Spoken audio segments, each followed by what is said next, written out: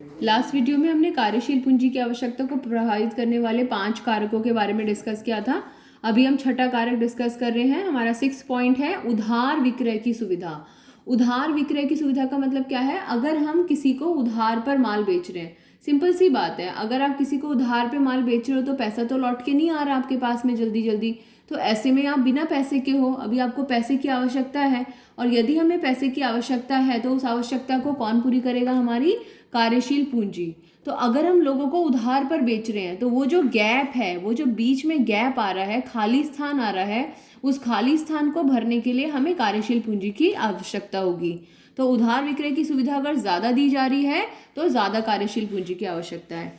तो यदि उधार पर हम बेचेंगे तो अपना खर्च चलाने के लिए हमें अधिक कार्यशील पूंजी की आवश्यकता होगी। इसको हमने डायग्रामेटिकली लिखा है। कैसे?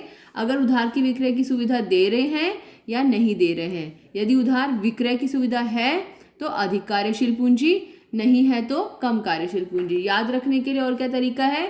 वी से विक्रय, वी से विशाल। हमारी कार्य विक्रय करेंगे तो कार्यशील पूंजी की आवश्यकता विशाल हो जाएगी, ज्यादा हो जाएगी।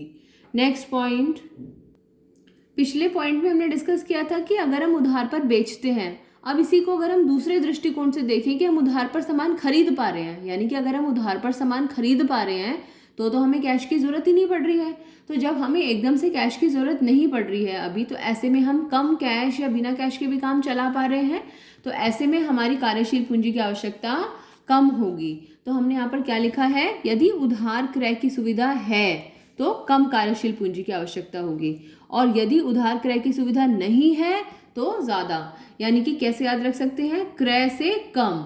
क्रय की सुविधा है तो कम कार्यशील पूंजी, क्रय की सुविधा नहीं है तो ज्यादा कार्यशील पूंजी। कोई हमें उधार नहीं दे रहा तो हर समय हमें पैसे के साथ में तैयार रहना पड़ेगा सामान खरीदने के लिए, क्योंकि हमें उधार पर खरीदने की सुविधा उपलब्ध नहीं है।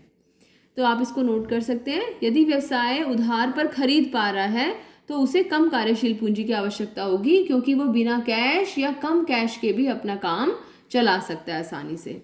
8वां पॉइंट बहुत आसान है। 8वां पॉइंट है हमारा संचालन कार्य कुशलता। कार्य कुशलता का मतलब है आप काम को अच्छे तरीके से कर पा रहे हैं, ठीक तरीके से कर पा रहे हैं। अगर हम किसी काम को सही तरीके से कर पा रहे हैं तो ऐसे में हम थोड़े रिसोर्सेज के साथ भी काम चला लेंगे, कम रिसोर्सेज से भी अपना काम चला लेंगे। तो इसलिए अगर हमारे कार्य में कुशलता है तो ऐसे में हम कम कार्यशील पूंजी से भी काम चला सकते हैं। 9वां पॉइंट, कच्चे माल की उपलब्धि। कच्चा माल ऐसा है कि आप उसको आसानी से उपलब्ध ही नहीं कर पा रहे हैं। तो अगर वो मौसम में एक ही बार उपलब्ध हो रहा है तो आपको तभी उसको माल को इकट्ठे खरीद के रखना पड़ेगा, और इतना सारा पैसा, कार्यशील पूंजी का इतना बड़ा भाग जो है वो उसी कच्चे माल में ब्लॉक हो जाएगा आपका। तो ऐसे में बाकी खर्चों के लिए आपको कार्यशील पूंजी की आवश्यकता पड़ेगी। लेकिन अगर कच्चा माल आसानी से मिल जाता है तो जब जब हमें ज़रूरत होगी तब तब हम जाकर उस कच्चे माल को खरीद लेंगे और उसका इस्तेमाल करेंगे। तो ऐसे में हमें बहुत भारी अमाउंट को, कार्यशील पूंजी के अमाउंट को उत्पाद में ब्लॉक करने की ज़रूरत नहीं पड़ेगी। तो हम इसको कैसे समझ सकते हैं? अगर कच्चे माल की उपलब्धता आसानी से, अगर कच्चा माल हमें आसानी से मिलता है तो हमें बहुत सारा पैसा ब्लॉक करने की ज़रूरत नहीं है उस माल में, और हम कम कार्यशील पूंजी से भी काम चला लेंगे। लेकिन अगर वो कच्चा माल हमें आसानी से नहीं मिलता है तो जब वो हमें मिल रहा है तभी हमें उसे बहुत सारा खरीद के रखना पड़ेगा, और फिर हम धीरे धीरे उसका इस्तेमाल करेंगे। तो ऐसे में उस समय हमें ज़्यादा कार्यशील पूंजी की आवश्यकता होगी, क्योंकि हमने इतना भारी अमाउंट उस कच्चे माल में इन्वेस्ट करके छोड़ दिया है। तो यदि कच्चा माल आसानी से उपलब्ध है तो हम जब चाहे उसे खरीद सकते हैं। ऐसे में हमें ज़्यादा पूंजी निवेश करके छोड़ने की आवश्यकता नहीं होगी, और हम कम कार्यशील पूंजी से भी काम चला सकते हैं। इन 9 पॉइंट्स को नोट कर लीजिए।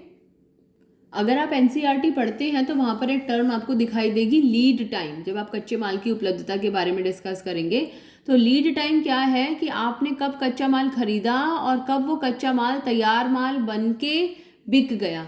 तो ये वो गैप है जितने समय हमारा पैसा ब्लॉक हो रहा है। ये लीड टाइम जितना ज़्यादा होगा, जितने ज़्यादा समय तक वो पैसा हमारा ब्लॉक होगा, उतनी हमारी कार्यशील पूंजी की आवश्यकता बढ़ जाएगी।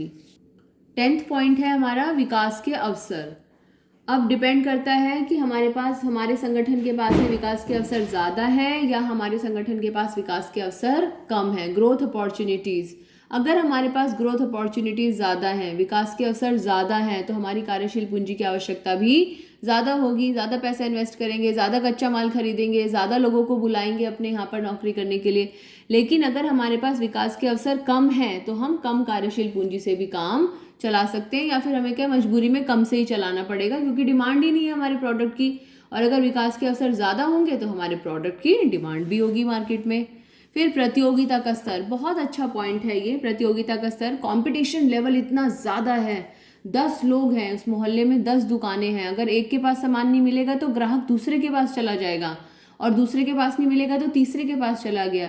एक बार याद रखिए, अगर कस्टमर एक बार दुकान को छोड़कर चला गया तो बहुत संभावनाएं हैं कि अगली बार वो लौटकर हमारे पास नहीं आएगा।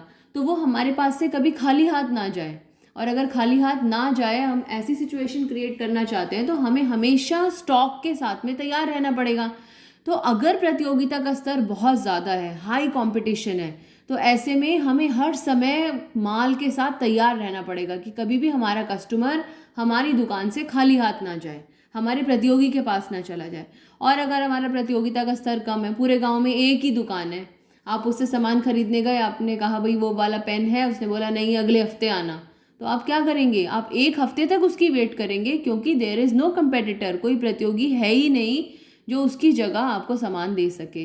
तो अगर प्रतियोगिता का स्तर बहुत ज़्यादा है तो ऐसे में हमें हर समय माल के साथ तैयार रहना पड़ता है, स्टॉक के साथ तैयार रहना पड़ता है, और स्टॉक में बहुत सारा पैसा इन्वेस्ट करना पड़ता है। इसलिए हमारी कार्यशील पूंजी की आवश्यकता ज़्यादा हो जाती है। तो यदि प्रतियोगिता का स्तर बहुत ज़्यादा है तो कार्यशील पूंजी की आवश्यकता भी ज़्यादा होगी।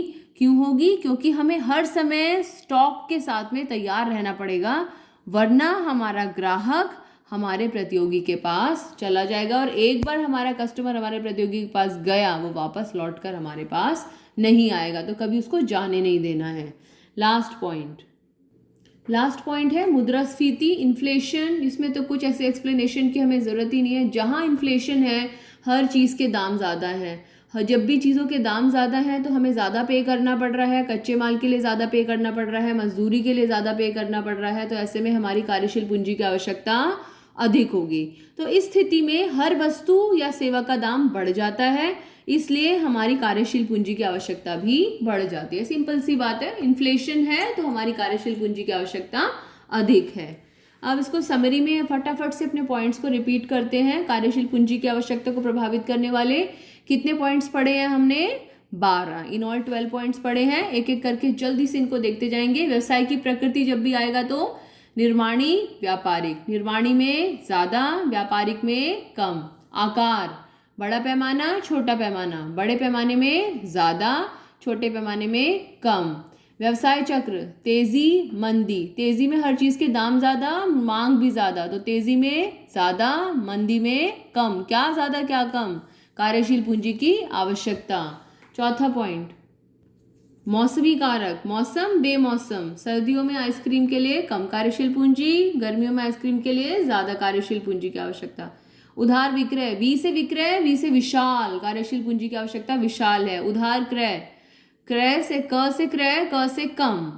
उत्पादन चक्र, बड़ा है उत्पादन चक्र कि उत्पादन चक्र छोटा है? छोटा उत्पादन चक्र जल्दी से पैसा लौट कर आएगा, कम कार्यशील पूंजी। बड़ा है तो ज़्यादा कार्यशील पूंजी। कुशलता से काम कर रहे हैं, कम कार्यशील पूंजी से भी काम चला लेंगे।